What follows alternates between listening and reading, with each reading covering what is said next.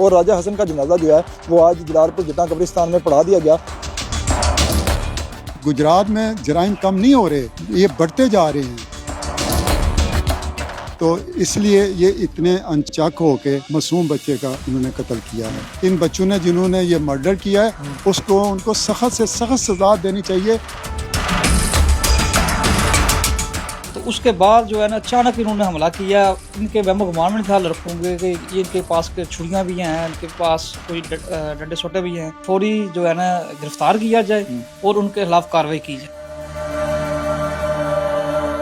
ये बच्चा बड़ा शरीफ बच्चा था ये, और इसकी आज तक कोई ऐसी रिपोर्ट नहीं मिली हमें। तो इसका वालिद भी बड़ा शरीफ है, बाहर होता है, इटालिया में होता है। बस अचानक ये जो है ना ये कुलाचौर का ग्रुप है जी और उन्होंने पहले भी ये बहुत सारी वारदातें की हुई हैं।